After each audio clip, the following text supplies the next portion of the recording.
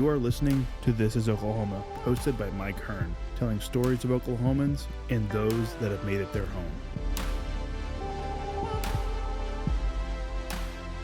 What's going on, guys? Welcome back to another episode of This is Oklahoma. Mike Hearn here, your host, back with another episode I literally say this every episode, but I'm interviewing a mate again, and it's really good fun. It's fun that I'm not, I get to meet a lot of new people, I get to hang out and interview cool people, and everyone I think is on the podcast has been cool, but they're mostly people I don't know. So when I get to interview a mate, it's a lot of fun. So with me today, Mr. Matthew Holder, who I met through real estate when I got into real estate. But wow, that was like 5 years ago now. Yeah. So we've become great friends over real estate and catch up every now and then because you're a super busy man, much busier than I am. But yeah, this is long overdue. So Absolutely. Welcome to my kitchen. Yeah, this is my kitchen and living room. We're down in West Village, which is on complete lockdown right now. Yes. And we are almost 6 feet apart. Almost. Yeah. It's all right. Social distance. We'll be okay. Someone asked me that the other day, like, how are you going to do with a podcast? I'm like, well, I'm still doing it. Yeah. I still have like episodes in the bank that I've got enough like for the next 3 weeks, but I said, I guess I'm going to have to join the Zoom bandwagon and start doing podcasts. Something, man. They're going to get a ticket if we keep driving on the roads, I guess. Yeah. I don't know. Is that what they said? Wouldn't surprise me. Yeah. Well, you're close to the police station, right? So Yeah. They're not. So. They didn't seem very busy this morning, which is a good thing. But yeah, they had lockdown on back home, and a friend of mine is a police officer in London, and he said the first day crime rates dropped by 50%. Wow. Because everyone's in their houses, no one's doing it. Wow. So That's crazy. that could be a good thing. When we went to Paris in January, they were actually on strike. Like public transit was on strike. Yeah. So they had like their police officers. They're like our military. Yeah. They don't mess around. Mm-hmm. So we would walk like out of our hotel, which the whole trip is just a funny story. We would walk out of our hotel, and there would be literally people that have just destroyed front of shops. Like they would throw things at the glass like windows, rioting, rioting. Wow. I mean, it was insane. Yeah. And like they had these police trucks that would literally pull in, like in a street, right, and have some sort of apparatus that would come off the back of it, and it would create a wall. Okay. Like a plexiglass wall, and then there's like 30 police officers with like full on riot gear and helmets and masks, shields and the whole thing. I mean, the whole thing. And you're in the middle of this. Yeah. Nice. It was quite comforting. Oh, of course. Coming from the United States, where I'm like, wow, I've never seen a gun like that in person. So, yeah, exactly. Yeah. And multiple guns because the police are just walking around with them strapped to their chest. Yeah, and they don't look friendly either. Yeah, and I'm just like, police. Yeah. I was like, can I ask them, if we're safe? Like, do you like Americans? They hate Americans, don't they? Yeah. I told me and Taryn went over there for a long weekend. I said to her, I was like, I'll speak. Don't worry about it, because we may get treated completely differently if you start ordering and talking to people. I think our friends were a little embarrassed. I just kept saying, we. So that was a good trip for you, though, right? That was congrats. That was a big moment. Yeah, we got engaged. Yeah. And so it was awesome. Yeah. Definitely a lifetime memory. Totally unexpected. Mm-hmm. I love that. Yeah. That was good. So yeah. That was and that was like right at the start of the trip too. Yeah. So we actually got engaged here and then took a picture there. Okay. So Wilson, he's my fiance. Yeah. It was very, very sweet. He wanted my mom to be there and all of that. Nice. So that was super intimate, super close, like close family. Yeah. Sick. I didn't know that. Yeah. Yeah, because I think everyone else on social media was like, first day of being halfway around the world. Wilson's just gone, yes, let's do it. We did it for the Instagram. Of course. Yeah. That's awesome. And if anyone does follow Matt, that coat that you wear. Yeah. I should have worn it for the podcast. It's like full Macklemore style. Like, absolutely. it's fabulous. Yeah. Yeah, I'm kind of jealous. I need a coat like that, even though it's 90 degrees today, which is a good thing, I guess. But yeah, you went to London after that, didn't you? Absolutely. Yeah. Saw the Queen. Yeah. Yeah. Waved at her from the gates. Yeah. Well, actually, no, we were literally, it was the last night that we were there. Katie and I had gone to dinner, and we were on our way to meet some friends that we had met while being there. Yeah. And who were we from all London, right? Yeah, who were from London. Yeah. And imagine that. I mean, I was a little tipsy. That was a riot, yeah, I'm sure. Yeah, it was. Yeah. So we're driving down riding in the Uber down to the restaurant, and we all of a sudden stop, and then there's a police officer on a bike just sitting there, and we're like, well, what's going on? A couple minutes later, see a motorcade. Yeah. And there the Queen goes. I mean, So awesome. it was. So I had my phone. Of course, I'm videoing it. Yeah. So Well, it's like, saw her little white puffy hair. it's funny that like the whole royal scene, the whole royals in America is viewed totally different to back home. Back home, we were like, cool, it's the royals. And we're okay. Like over here, the whole like the weddings and everything, like Taryn's mum stayed up all night or got up early to watch like the weddings and everything. I'm like, I just don't care. Like, I don't know. Did you kind of feel the same way? Yeah, it was interesting. What I really, really enjoyed is listening to the perspective of what they thought about America. Yeah. And our politicians Sure. and leaders and all of that. It's and in kind of in comparison to who Right. Because is in they leadership just see there. like the media back home. It's not really the way the media is here. It's just one news station that kind of like, well, 2 or 3, but they tell the same story, right? It's not like one's against the other like it is in the States. So we only just get to see one story of whoever's doing what in America. And sadly, it's mostly like, school shootings or your president's an idiot. Right. And that's all they see. So that when they come to the States and they like, I had friends come to Oklahoma and like, oh, it's totally different here. Yes. Like, we're not all overweight, we don't all carry guns. It is interesting to hear. There are people like, you are from Oklahoma, and I'm like, yeah, we're all Right. and no, we don't have horses. Well, and now everyone thinks we all have tigers. Yes. Well, that is just. Have you seen that? Have you watched it? No. You don't want to watch it? No, I don't. I really don't want to watch it. It's Okay, not. so- It seems like I'm gonna lose some brain cells. So I watched the first, I think it's 7 episodes. The first 3 are like, okay, like I can deal with this. It's silly TV, but it's okay. Like 4 and 5, I checked out. Like, I can't watch this. What? And I then mean, like what- 6 and 7, you're like, okay, I'm back in. Like they wrap it up. It's a really good, like, Okay. Well. you should endure it. All right. I think you I'll do would it. laugh, but it's like, okay, like this. You have a lot of unanswered questions after it for sure. But Okay. it is. Have a couple of mules and sit down and watch it, and just like I'm laugh thinking. at it. I'm sort of becoming known for mules now, so I'm thinking maybe I should do like a. You should brand your own. Like a mules with Matt or something like 100%, that, yeah. and like give my commentary on shit like that. Perfect. Yeah. Instagram Live. That's Absolutely. what everyone's doing now, right? Everyone's Well, doing yeah. like, There's like 8 Instagram lives every hour right now, so which is like, That's awesome. I like to put my phone down and not watch people talk about any stuff. But anyway, I saw that like Gary V's doing like a tea with Gary now, and he's having guests on and stuff. Which that's kind of cool. But yeah. people of influence are doing cool things, but your average Joe who hasn't done anything wants to spout. That's not something I want to listen to. But I'd listen to you. I'd say that. I would good. listen to you, especially after a few meals. That'd be fun to watch. Yeah. But back to, I guess, adding value to our listeners. So you were born and raised in Oklahoma. Yep. Oklahoma City.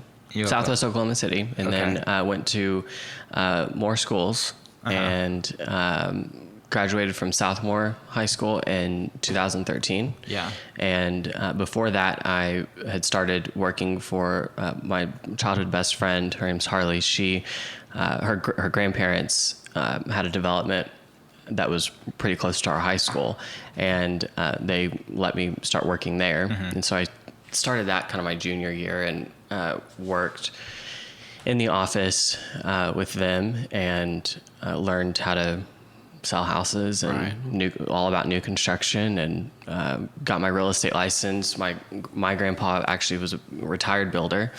My nana was in real estate. My mom was in real estate at one point in time, and my dad has sold building materials for 25 years. And so it's written on the wall that you were going to jump into real estate. Yeah, I didn't really want to. Really?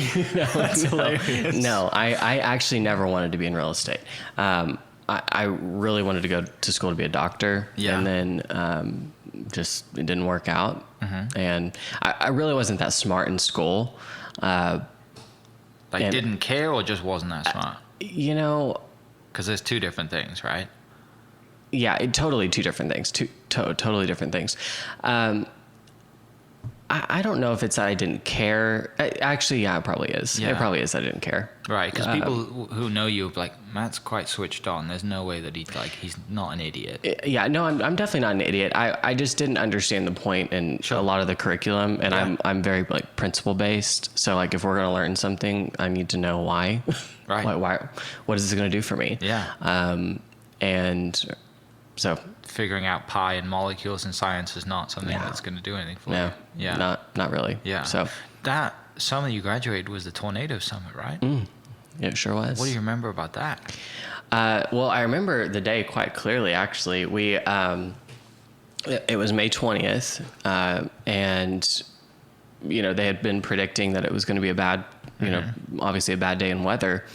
I don't think that they'd predicted it quite being so tragic, and so, there were several lives lost, and it was a real tragedy for the town, because you see it's kind of much like what this coronavirus is doing for the whole world, and it's bringing the world together.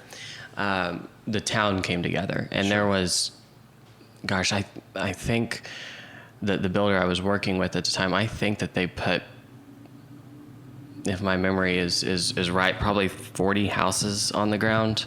Wow. Because just customers that came in that lost everything. Yeah. I mean, literally, you're seeing people that have lost every memory that they have ever saved. I mean, it was a real tragedy. There were power lines. I mean, you have to walk. I remember seeing pictures of it because I went home like that summer, just before, it was like the summer before. I went home after my, what year was that? Sophomore year for me. So I went home for golf, like I was, international student. We got to go home every summer. And I went home the 11th of May. Okay. So I'd never been around anything like that, and saw like the pictures. But then by the time I came back in August, everything was back to normal. Mm-hmm. So I never got to see it. I just got to see the pictures. But you drive down there and you look at, like, you compare the pictures to like the stuff that that happened. Like, this is insane. Yeah, I mean the tornado actually, when it was on its way. Yeah. I lived almost in Norman. I think it was Indian Hills and Porter or Sunny Lane. Sure. Right there at that intersection. So on Indian Hills, you can drive down basically to the crossover for I-35, and so my mom and I actually got in the car and drove to the bridge there, and literally watched it go. Which is, like, again, such an Oklahoma thing to do. Oh, absolutely. Right? Why would everyone who's listening is from Oklahoma is like, oh, yeah, of course, we did that too. I'm surprised Mom didn't have a beer. I mean, it was, yeah.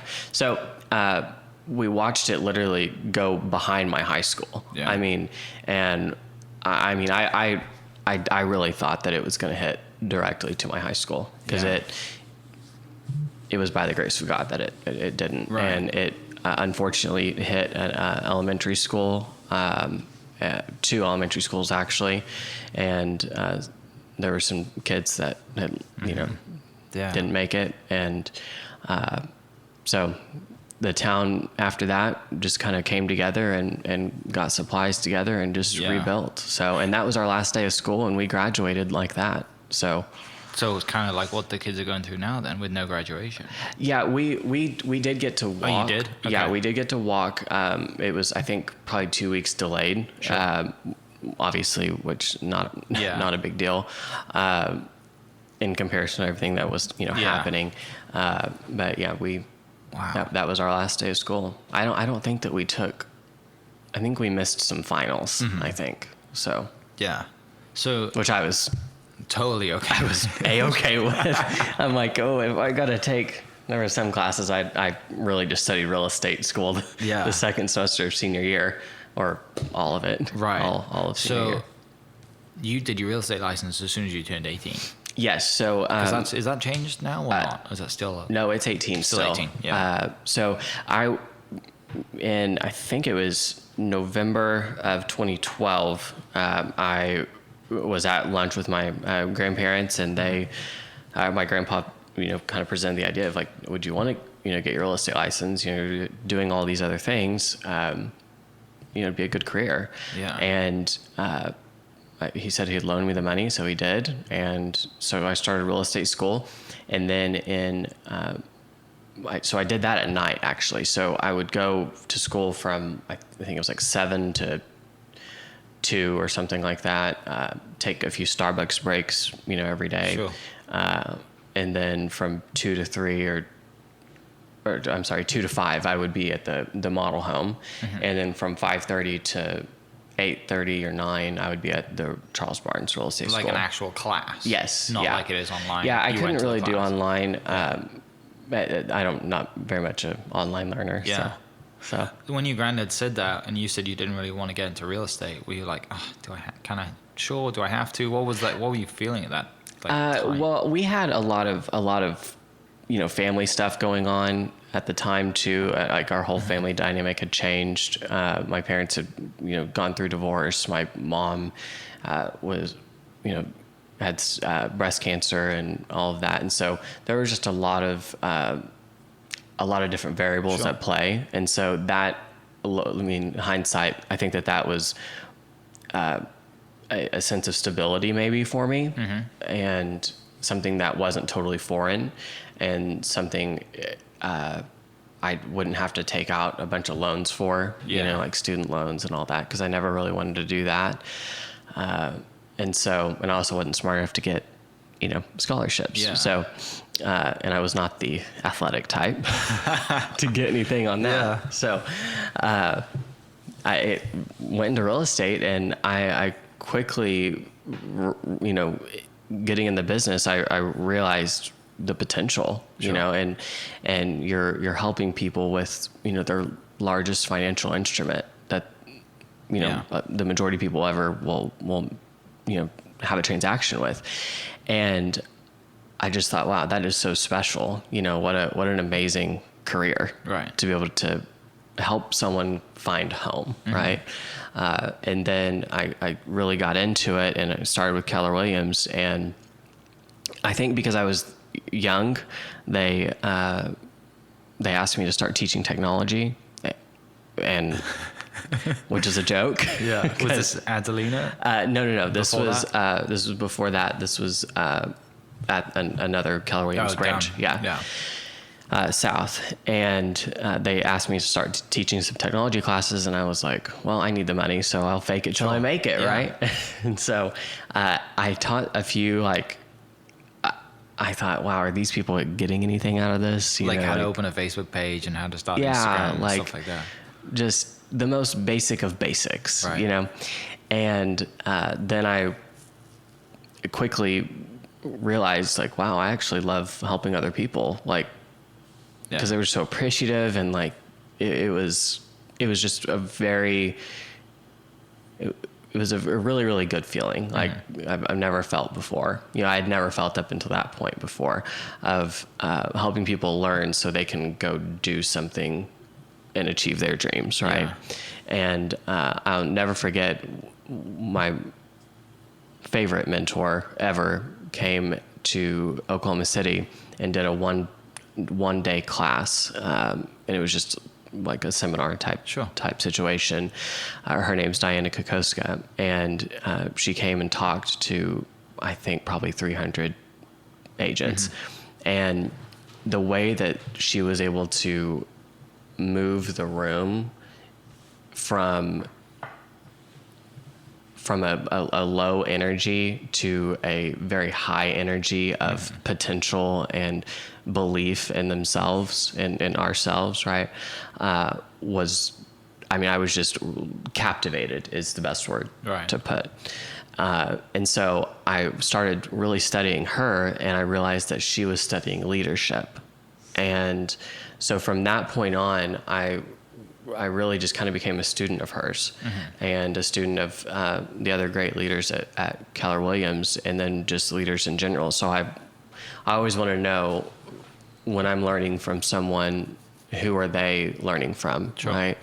And so I've then quickly learned that the highest paid CEOs read something like 60 books a year. So then I started reading a lot, which I hated reading. Yeah. I hated reading in school. Right. I mean, I think I read Holes in elementary school, The Outsiders in junior high, and I don't remember reading anything in high school. Right. Yeah. I read business and leadership books and mindset books all the time. So I really started becoming a student of leadership and a student of the way the mind works and the power that we have within ourselves to get where we want to go. Yeah. So what year is this? That was 2013. Okay. So all in that same year. Yeah. So that was 2013. And that was at the end of 2013. And then in 2014, they actually approached me to start helping agents via coaching. Sure. Which is how we met. Right. And I was still at the South office at the time. And I got to tell you, I was like, why in the hell are they asking me to do this? I am, at this point, 19 years old. Yeah. And I mean, I hadn't sold a ton of real estate. I mean, I think I'd sold just under $2 million, worth of property, which is not much. And so then they approached me with that, and I just kind of said, yeah, I'll do it. And I grew into it. And I stayed there for probably, I think it was until November of 2014. Okay. And I resigned there from that office. And I want to make the note, I resigned from a leader, not from the office. Yeah. I resigned from a specific leader. Yeah. And it's so important. That's when you went up to know.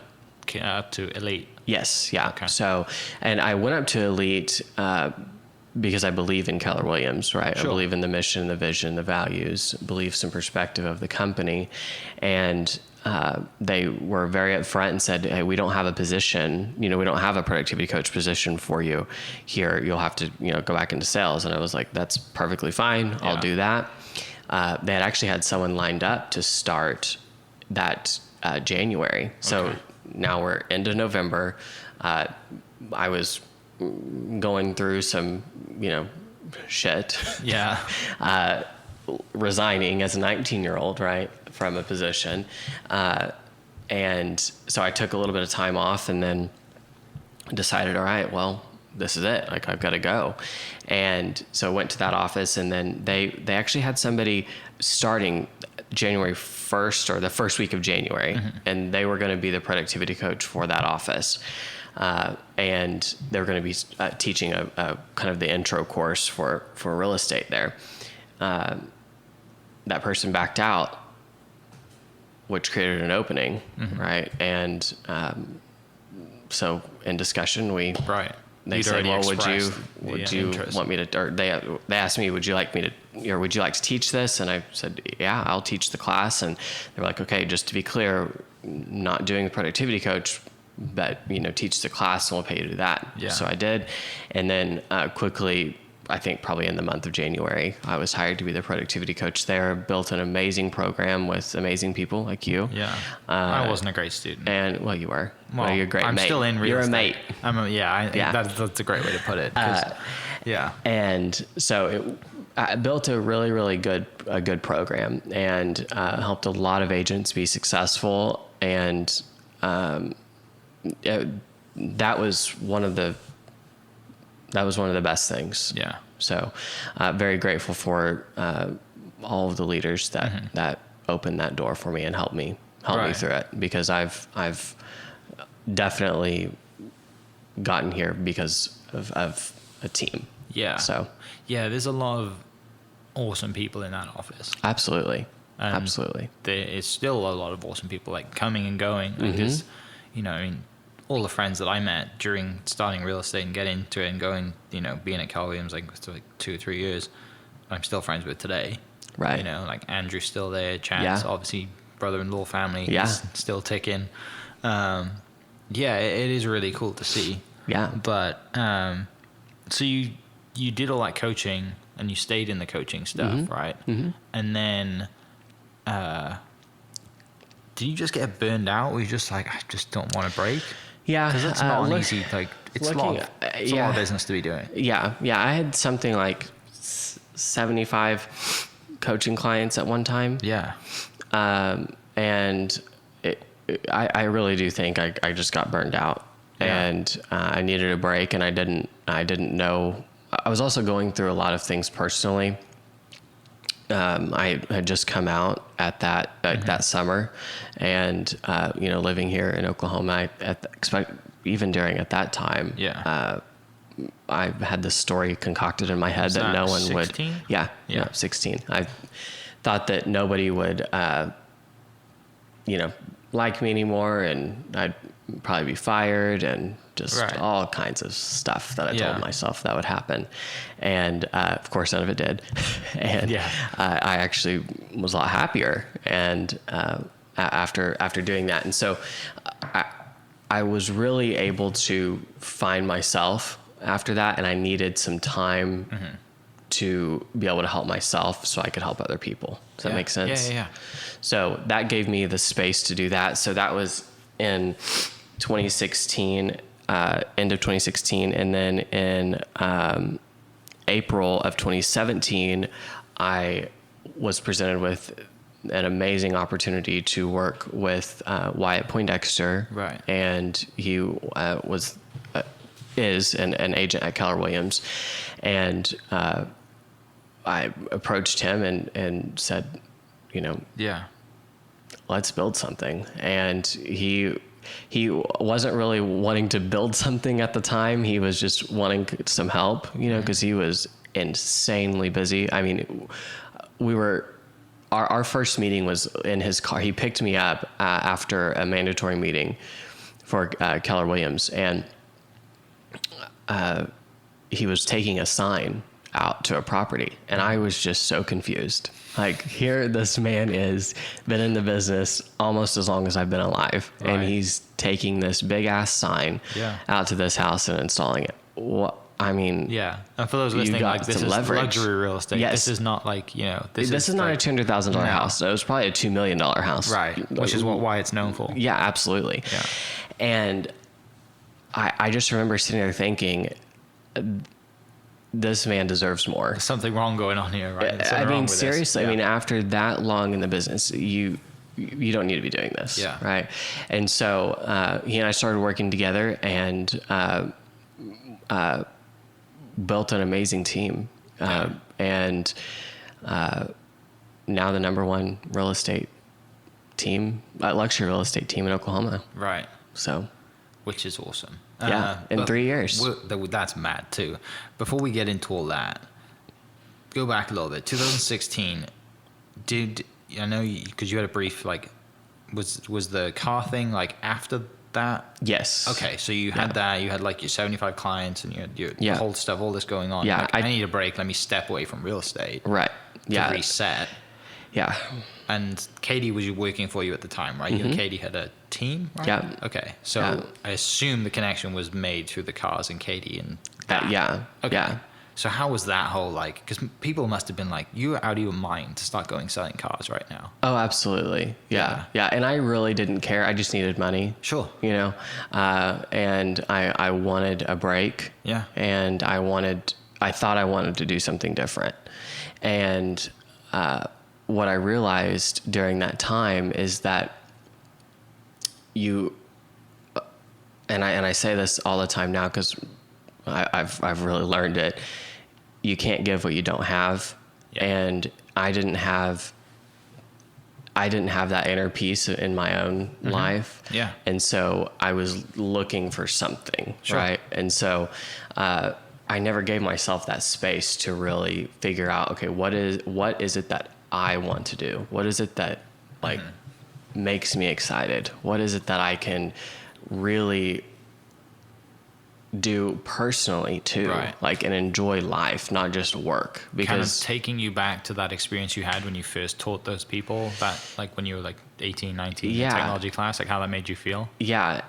But I needed something else outside of a day-to-day work. Okay. I needed a life, like outside of work. More of a purpose. Yes. Yeah. And so I really just wasn't happy. I was not happy personally. And I showed up, happy professionally. And that's what my life became. And so I got way burnt out on that. And so, I left, and I remember seeing the picture of the day you sold your first car. Yeah. And they came and they cut your tie in half. I remember seeing that picture, and I've never laughed. Like, that made my day that day because I laughed so hard. Yeah, I was so pissed. I love that tie. I know, and that's what made me laugh so much. And that's the thing in like the car community, right? Is when you sell your first car, like they come and they cut I had your no tie in idea half. about that. So this guy just walked idea. up and cut your tie in half, basically. Yeah, and I'm like, all right, well, I guess I'll need a rock new the no tie. tie look today, right? And so, yeah. Who was that first sale to? Who was it to? Do you know? I'm so bad at that. I don't know. No, because you were pretty good at it too, Yeah, right? I don't know. I think compared to, I don't know. I mean, I lasted 2.5 months, yeah. I think. But I just, going from what you said, it took you 2.5 months to be like, okay, now I know what I want to Yes. do. I know, and the whole why thing came around, I guess, at the same time. Yep. Like, okay, let's go do this. Like, Yeah. now I have a direction. I have a clear mind. Mm-hmm. Bang, in we go. Yeah, So yeah, you go build this business with Wyatt. yeah. And had you had previous luxury experience with? Katie and I sold 2 luxury houses before that, and just from expired listings. And so outside of that, no, but no like real like connections or anything like that. Sure. So he was the gateway for that. So if he's going out, he's been in the business, 25, 30 years. He has this huge book of He'll kill me business. if I don't correct that. Not 25. I think it's 23. Okay. 23. All right. I don't want to age him. Well, I was trying not to age you by saying like definitely do this. Anyway, 23 years. He's built up this huge luxury business, and he's still going out and putting signs out. What, we don't have to get into this too much because it's his, it's your business and his business. But what are you thinking when you go to him and what are you trying to build? If he's not trying to build something, and you what are you trying to pitch him and to make him be like, yeah, let's do this? Well, his main thing, and he told me this day one, he said, I want to do 3 things. I want to go on listing appointments, on luxury listing appointments. I want to spend time with Angie and the kids, and I want to do the marketing for all the listings. Mm-hmm. And I thought, okay, you deserve that. We can build a team around it. Yes, let's build a team around that. Yeah. And so we did. Yeah. So, and all of your previous team building experience, I mean, you have everything, all the platform ready. Yeah. So you're like, right, let's just plug and play. Yeah. Let's find Because the right people and go. I'd built a team and it crashed and burned. I literally let everyone go on one day. Yeah. And so I've been able, when people are listening to this or watching it, understand 2016, 2017, or 2018. I mean, every single growth experience was a failure. Right. It was, and I just kept going. So it wasn't this sunshine and roses type situation all the time. You wouldn't be here without it. Right. Yeah. Yeah. It was hard as hell. Yeah. And there were a lot of times I wanted to give up, and I'm very grateful that I didn't. Yeah. And it's building the team with Wyatt and growing the relationships with each of the team members I mean, I can say I love each and every one of them. Right. And they're just amazing people. Yeah. So how big is the team right now? I think we've got 10 or 11 people. Okay. Yeah. And people came from, like, I think, is it David and his wife?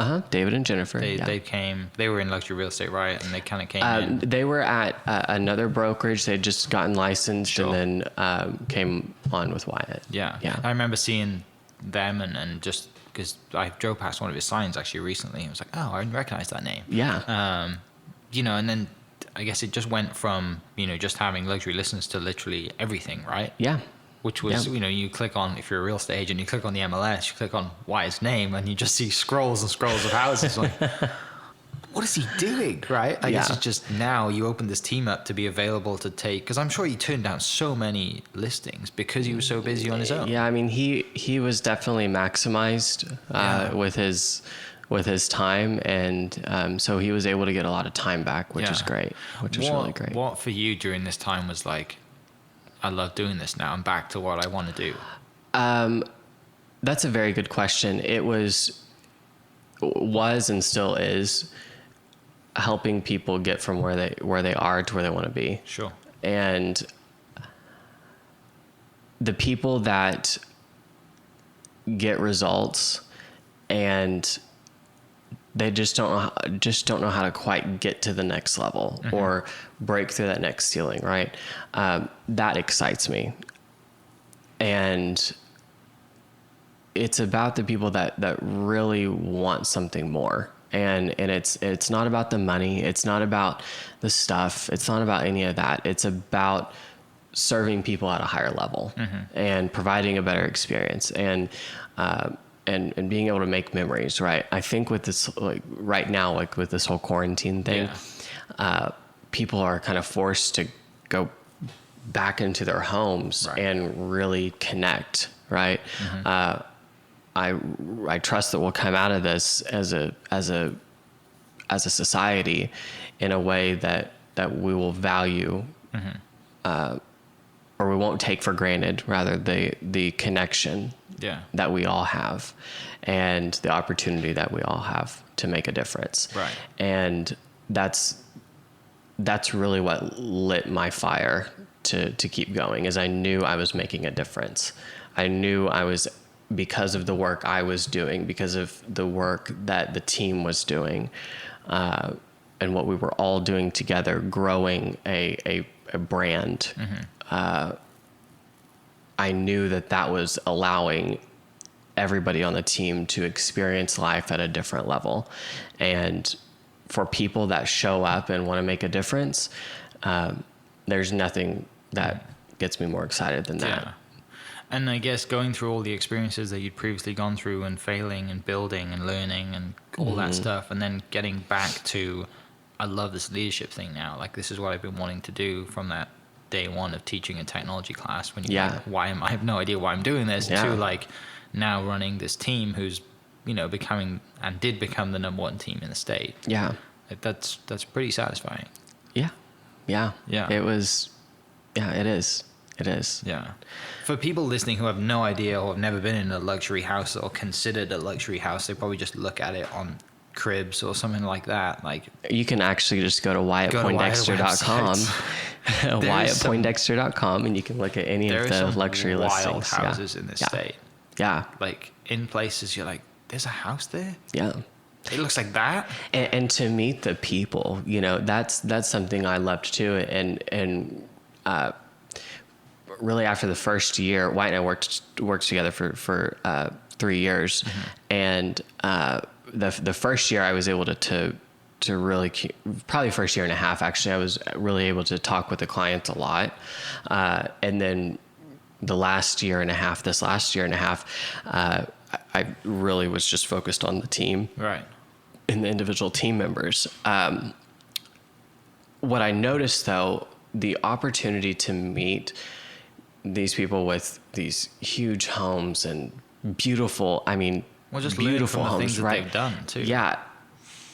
What I loved most is just meeting the people and learning from them. If if it was just how they dressed, how they talked, what I loved looking at their bookcases, right? Yeah. What do you have that I don't have in my bookcase right now? Yeah. And there were, some people, may have a story built up in their head that, the wealthy people would speak differently or, this, that, or the other, just be weird. Yeah. They are so cool and just guided by purpose, and you can tell, and I loved being around that. Yeah. Loved it. And, from someone who wants to be or is in a leadership position and you're working with these clients who have clearly been successful because they're either selling their house to buy a bigger one or they're buying, it's one of multiple houses that they have. Like, how was it difficult for you to just not cross the client friend boundary line of I really want to learn from you, but I've also got to sit, you know what I mean? Because you're in that position, right? You got this awesome opportunity to meet these people. Yeah. You don't want to be first time you meet, it's hey, tell me what you do because I want to be as successful as you. Yeah. Well, actually, I met the number one income earner for Arbonne, or one of the, I think she's number one income earner for Arbonne, Cecilia Stoll, and that was again a relationship I was lucky I was afforded by my relationship with Wyatt. And I met her at a photo appointment, taking photos of her home. Yeah. Met the photographer there, and literally in that meeting where the photographer is going around taking photos, we became friends. And so you kind of just know, And what I found is that leaders can spot other leaders, and leaders want to pour into other leaders. Okay. And so you really can kind of just tell. Yeah. And I'm very grateful to still call her a friend. Right. So you kind of just know. Okay. And then another thing I guess that happened was when one of the houses that you guys were listing was the Thunder Party, right? For Westbrook and PG's signing, or it's just coming back party, or whatever that was, right? Yeah. I remember that was seeing fun. That. Yeah. Yeah. How did that happen? They contacted Wyatt, and it was one of his clients. A beautiful home, by Arcadia, and their people talked to him and just set it all up. Comes in one day we're having a Thunder Party next week. Yeah, he calls me and he's so excited about this party, this opportunity for this, and it was pretty cool. It was a pretty cool experience. Yeah, pretty cool. Yeah. I've not great weather that day, right? Didn't it rain for a little bit or not? I think so. Yeah. I think it did. Nothing like I'd ever seen before. That I'll tell you, the Thunder knows how to throw a party. Yeah. So they turned that house into. I just almost didn't even recognize the interior of it. Yeah. So I mean, they had white curtains everywhere and lights and. Sold the house? Yes. Yep. Wyatt sold it. Kind of helps, right? Yeah. As far as I don't know if that event sold it or I don't think the event sold it. The pictures of the house before the event, it's a beautiful house. There's a reason that you had the party there because it's beautiful. But that's a pretty cool way to throw an open house, right? He did an amazing job, house, right? But it's yeah. But and so Wyatt's marketing really gives the platform for those kind of opportunities. I mean, and he's known for it, and I think he gets requests like that pretty regularly. Yeah. And for, people who are getting into real estate or in real estate, but, everyone I think aspires to sell a mansion, a luxury house, right? But diving into, Wyatt just doesn't spend $500 on a marketing listing. This is thousands of dollars in preparation and spending. Yeah. And all it's a huge risk because if you don't sell it, then you just invest all this money and you haven't got it back. Right. But it's just a percentage game, right? Of, hey, I know I'm going to spend however much percentage of the listing on this as marketing, and it's going to be great. Yeah. And when it works, it's great. But getting into it, thinking, this is a $2 million house. I'm about to spend $8,000 on marketing. Mm-hmm. That's a no shit moment, right? For most people. Yeah. Yeah. So I mean, $8,000 is not a cheap amount of money. I mean, it would of course vary per listing Sure. and all of that. And I will say, I mean, Wyatt is not afraid of making an investment Right. for getting results. What I was trying to say was from your perspective, when you were getting into the business or getting into the business with Wyatt and seeing this, I mean, it opens up your eyes to what's possible to sell a house, right? Absolutely. Like, basically opens the book and says, this is, it's not like page 6 says to do this. I've read the Millionaire Real Estate book. It says, do this. This is how I'm going to sell this house. Right. And then Wyatt just picked the book up, thrown it out, and gone, no. We're going to throw a huge, this is how we're going to present this house to these people. It's a presentation. It is, isn't it? Yeah. And you watch his videos and you see everything. And I know you guys have done stuff with Eliud and Braden of Exotic Motorsports. You know, I'm good friends with them too, and had cars out. And Les has done some videos for you guys as well. Like, it's almost like a home movie. Yeah. About the house. Yeah. I mean, who doesn't want to buy that house after watching a movie like that, right? It's not like your average, hey, I'm going to, here's 30 photos of the house and a walkthrough video. Yeah. Knock yourself out. If you want to come see it, let me know. Yeah. Right? I mean, that's not easy. It takes a lot of time, and you've got to have somebody that is willing to spend the time on it and make the investment of not just time, but money. Yeah. And that's, I mean, everybody on the team, that's the exact same mentality that they have too. Yeah. So you go 3 years with Wyatt, and very recently just decided. I guess this is my announcement right here on your podcast. I mean, this will go out in a couple of weeks maybe, but I guess just another change of heart, and I want to go do something else. Yeah. So my last day with Wyatt was on the 13th, March 13th, and we had been kind of doing a transition, and we're still in a transition, and so he's going to be transitioning into the leadership role of the company, and I really wanted to have time to focus on coaching and education and training and all of that, because that's really where my heart is. Going back to Diana and all that kind of stuff. Yeah. So, and I don't want to just kind of pigeonhole myself into real estate. While I love real estate, I love small business owners, right? And I know that when you can teach people how to think to be able to get what they want, and what serves their team and then their community, it's a ripple effect. Right. So I really want to be a leader of leaders. So that's what I'm going for. Okay. And I said not pigeoning your can't even say that. Anyway, more than just real estate, right? Small businesses as well, because you proved the model works. Yes. And now it's just like, hey, let's go do this, and this is how you can do it, and build a team. And are you going to go? So by not doing that, you're not going to go down the bold route of real estate and all that kind of stuff. Then? No. Okay. No. So just solely, Matt Holder's going to be a coach of leaders, regardless of what that business is. Yeah. That's exciting. It is very exciting. And I always pick the best times, to start something new, right? Right. And if I had a crystal ball, right?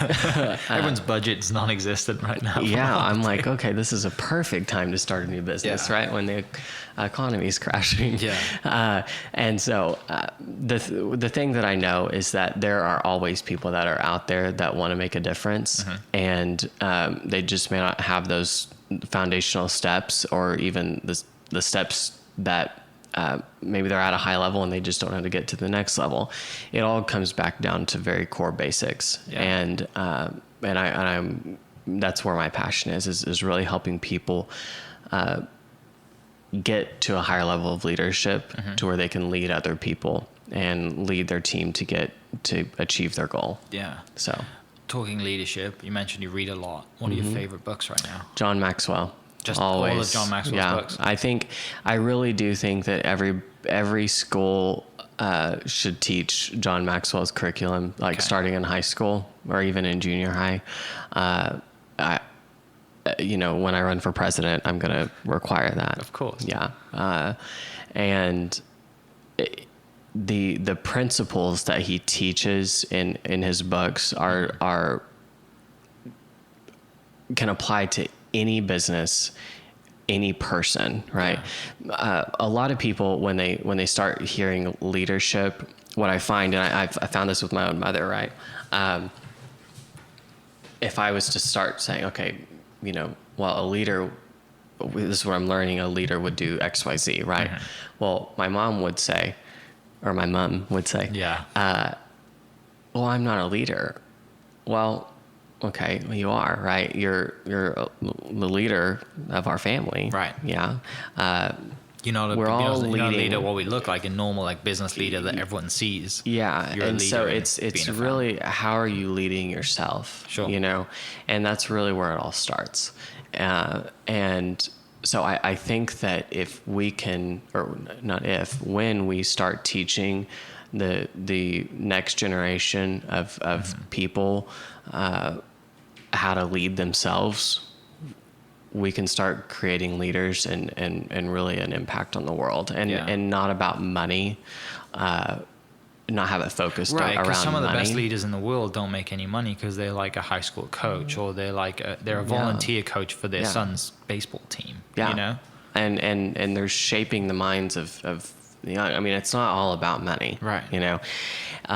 And so I really just if I had one wish, it would be that everyone would look in the mirror and realize that they are a leader, mm-hmm. and that it is their responsibility to leave people in a better place than what they found them, and that everyone's doing the best that they can for what they have, right. In any given moment. There, especially with this coronavirus stuff going on, it's easy to look at our political leaders, and while I may not agree with some of them on other issues, I can't imagine sitting in that chair right now. Right. I mean, you're making decisions that impact the world. Mm-hmm. And, whether businesses are going to be open and closed. I mean, the average American can't even afford to have a $400 emergency. Yeah. I mean, you think about that. Yeah. Like, I think it's like half of America mm-hmm. cannot afford that. So imagine half of America, right? I think I was reading this morning, it was like 3 million people filed for unemployment. Yeah. Right. So this last week. Yeah, it's going to continue to rise. Yeah. And so the one thing that we can do as individuals and as a collective society is learn leadership, and learn that it all starts in the way that we're thinking. And the way that we're thinking is going to determine the lens that we're looking through, mm-hmm. And so that would be my one thing for people, is to really look in the mirror and ask yourself, who am I being right now? And am I being the best version of myself? So, and that's what I strive to do. It's such a strange time, isn't it? Like, there's so much uncertainty going on. There's a lot of people that we'll be okay. We don't, because I think there's two ways to look at it, right? There's a way to look at it like the media is trying to tell us it's a lot worse than it actually is, or there's a way that says that the media isn't telling us how bad it is because they don't want to spread mass panic, and they're just slowly dripping information out. Yeah. And what is going on? And I'm looking at it back home as well. My response to that is normally okay, so what? Yeah. I mean, okay, so what if they're doing that? And everyone else. What if the media is doing XYZ? Take that back to you. Mm-hmm. What are you doing? Are you gonna? And this is something I coach a lot of people on, especially right now, is kind of an environmental audit. Mm-hmm. What environment are you placing yourself in every single day? Are you turning on the news first thing in the morning, or are you listening to an encouraging podcast? Right? You put good in, you get good out. Right? Yeah. And you put negativity in, you're probably gonna get negativity out. So it's what kind of influences are you listening to? What are you reading? Are you on social media? And it's fine to be on social media. Block the assholes, right? True. Or mute them. Yeah. It's almost right now, people do not have the luxury of a bad or a negative thought. Yeah. We're not in a time in society where leaders have that luxury. Mm-hmm. It's time to stand up and really lead with heart and vulnerability, because the one thing that is certain is that we will get through it. So people do focus a lot of the uncertainties and, well, what if this happens? What if you can do that all day? What if you actually get through this better than, like, a better version than of yourself than you've ever been before? Right. As for myself, I'm kind of enjoying the quarantine because I've lost 5 pounds. Congrats. So I'm not too sad about it. And a good friend came over the other day and she said, I think this quarantine life really looks good on you guys. I mean, your apartment is just spotless. I didn't even have my housekeeper come this week. So it's all in the decisions that you make. And I'm kind of joking with what I just said on that, but it really does come down to, people, no matter if you're a hostess at a restaurant or an executive at the largest companies in Oklahoma City or the world, the one thing that we have in common is we all have a brain between our ears, and there's a difference between what a lot of people listen to. So figure out what the successful people are listening to, what environments that they're placing themselves in, and place yourself in that environment. Because you don't need a pass to get there. Yeah. It's your right to get there as an American. Yeah. And a lot of people I know right now, like, are using this time to build and be prepared so that when everything is back to normal, they're going to kill it. Absolutely. They're building, they're ready. Right now is focusing on pipeline. Yeah. Pipeline. And that goes for every business, every single business. I actually was on a call yesterday, and I said, look, you don't have the right to call people after this is over if you didn't call them while we were all in the middle of the shitstorm. Yeah. I mean, think about that. Yeah, it's true. Yeah. Think about that.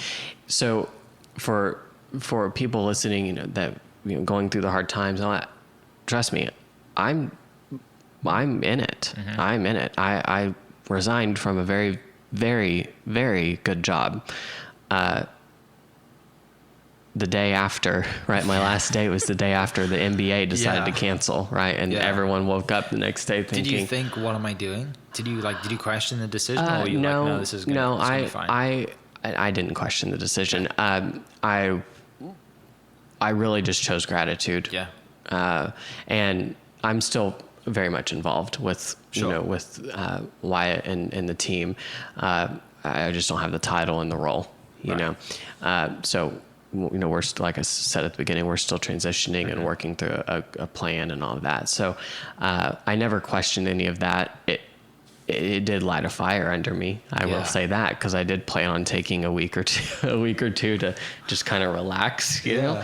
And I did take a few days, so I'm excited. Yeah, good. Completely switching the opposite direction. What does Matt love to do outside of work? I love being at home, and I love going to the Jones Assembly, and it's walking distance. I can. It's right outside my balcony. So we're in West Village right now, and we're looking at it. Outside of work, I really love being at home. I love spending time with my fiance. It's kind of cool to say. That? Yeah, it is. Yeah, because I don't really say it often. Yeah. My fiance. And Bentley, the wonderful dog. And my Bentley boy, he is my little angel. I love him so much. Yeah. And so I'm just hanging out with those two. I mean, my life today looks totally different. My personal life today looks totally different than it did 2 years ago. Yeah. Year and a half ago even.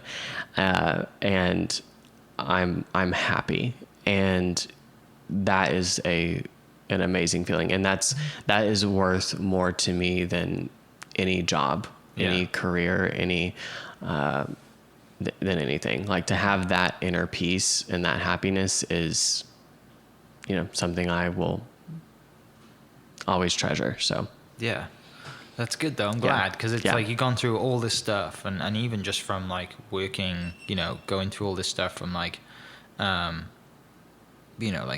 not wanting to be in real estate when you're in school because everyone else is in it in the family, right? And then you're like, okay. I love I'll plastic try it. surgery. Yeah. I wanted to be a plastic surgeon. So, Any particular body part or just plastic surgeon in general? like face. Okay. Yeah. Why is that? Just fascinated Just with fascinated it. with I really think, in like reconstructive surgery, Sure. For people that have had something happen or something like that, like just it's just amazing to me that we have figured out as a human race how to augment somebody's appearance and make them feel more confident and things like that. I think some of that also came from when my mom was going through breast cancer. She had a double mastectomy and all of that. I mean, she had like 17 surgeries through all of that stuff. So I think that's probably where my interest started in it. And I don't like blood though, so probably not going to work. I just really realized it's probably going to work out. It's weird to think like, and I think I do this a lot. Like, where would you be if you took a right turn instead of a left turn, right, in your life and stuff like that? Like, where would you be if you chose to like go down that route and go to med school and all that stuff? And I think I'd be poor right now. I think I would have a lot of debt. Yeah. And would you still be in school? 7? It would be 10 years, right? College for 3 and then 7 years of med school. Yeah. So I would still be in school. So you'd still be in school. Yeah. That's I'd mad still be to in think school. like that. Yeah. Because you like all this has happened. It would have been. I know. Books and reading. Mm-hmm. Yeah, I know. It is pretty crazy to think like, had I gone to college, what? Yeah. Because even when I was in high school, in junior high, I remember taking a one of those tests where it would tell you, this is the career that you would be good at and all of that. And I got attorney, believe that or not. Yeah. Wilson would probably say amen if he was I think he'd be out pretty here. good at that. Yeah. Harvey Specter. Yeah. I just never really subscribed to the college thing. Okay. I mean, it wasn't something I was just like, oh, right. Okay. Not like everyone else who's in your high school. It's like, oh, we're gonna go to OU. And it's gonna be awesome and all that stuff. And my perception is that the tide has kind of turned on that of like, okay, people now understand that you don't have to go to college and get a piece of paper to hang on your wall. Because but it was so foreign back then. Yeah. No one was really saying that. Yeah. Back then it was, it's weird to say back then. It's like, oh my gosh, this is 7 years ago. Yeah, 7 years ago. Yeah. Almost a decade. Oh, I've been out here. It'll be 2011 I came to the States. Oh, okay. So yeah, it's been a while. So that was my sophomore year. Yeah. Crazy times. Yes. That's mad. Yeah. Anyway, we could talk about that forever too, going back that far. So I like having mules at the Jones. That's what I was saying. Yeah. Or at home.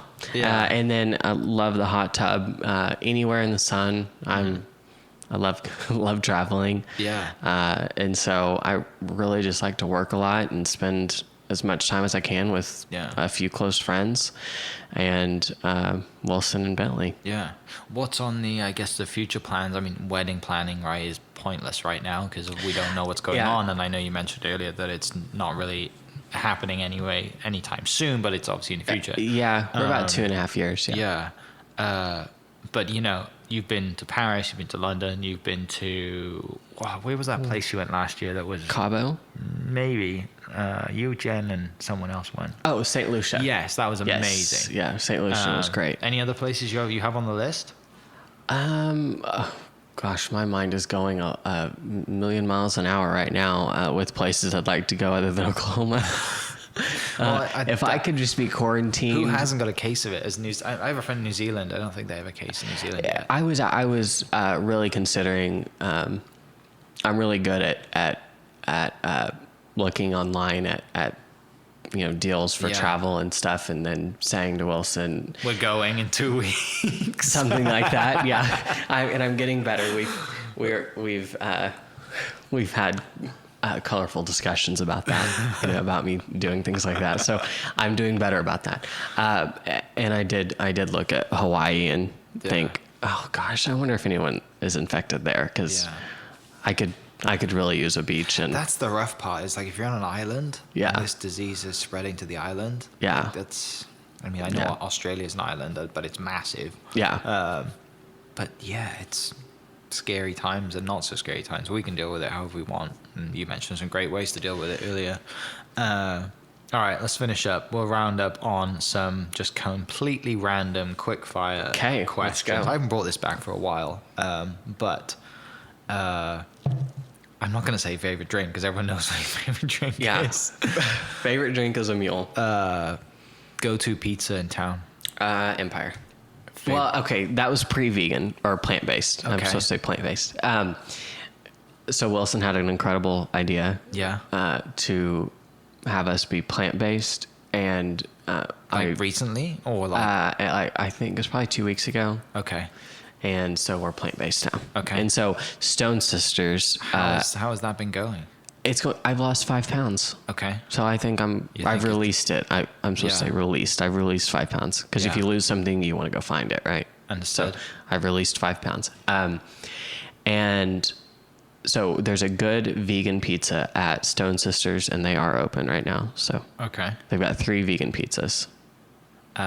Favorite book of John Maxwell? Intentional Living. Haven't read that one. I have to read Read that it. Everyone should read that one. Or Good Leaders Ask Great Questions. one. Favorite Probably Intentional favorite Living. movie. Ooh, favorite movie.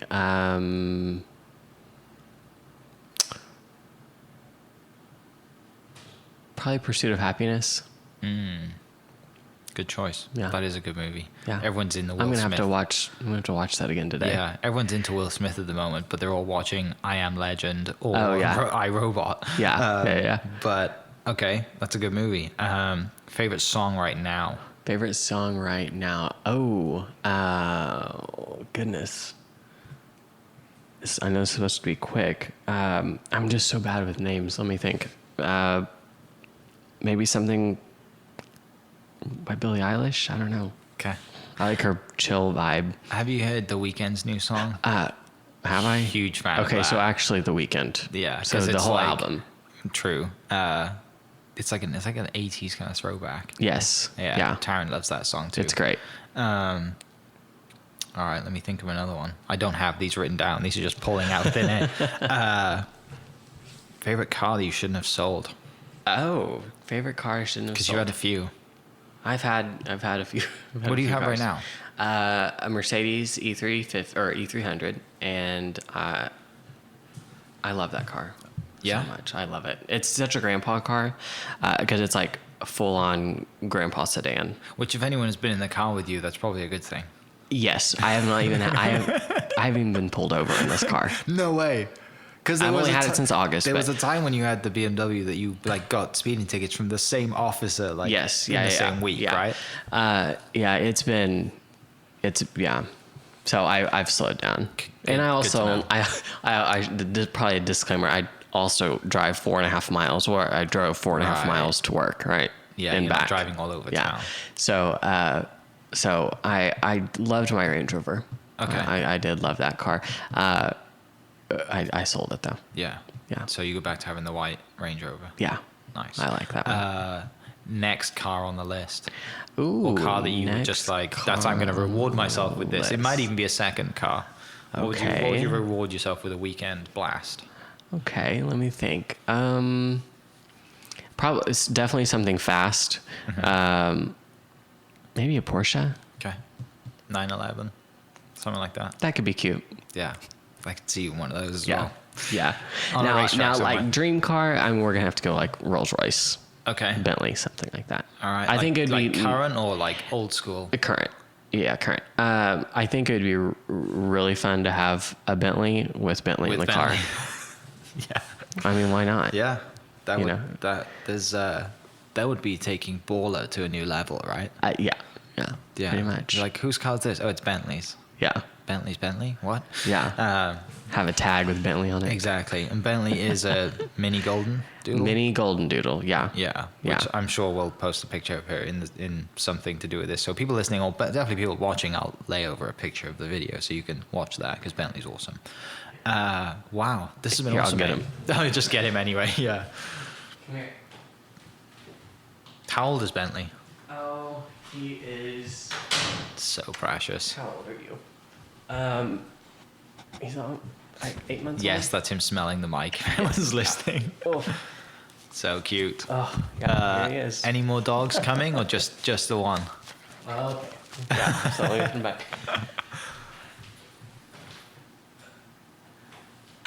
Bentley's gone.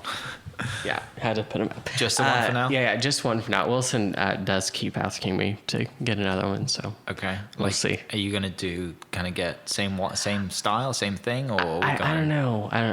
I don't think we should do that right. It's irresponsible. right You now. get a new dog. I'm like, so well, probably not. Yeah. Right now, maybe because everyone's at home, but after that, Yeah. not good. Bentley, I will tell you, dogs of the world are the real winners in this whole thing. I mean, Bentley's probably going to start walking here before too long.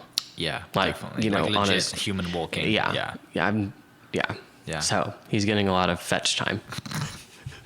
Awesome. Well, mate, this has been good to catch up. Absolutely. It's Thank you so been, much for having me on. It's been way too long. I should have had you on a lot sooner, but you're a busy man, and you know you've been building businesses. So Well, it's been fun. You know, traveling as well. So Yeah. this has been awesome. Everyone listening, I will post Matt's social stuff down below, so you can go and follow his adventures. And definitely, does Bentley have an Instagram page yet?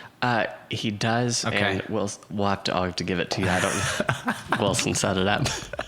All right. Well, you can see pictures of the cute dog. Awesome. Well, everyone listening, thanks so much for checking in, and we will catch you next episode. Cheers.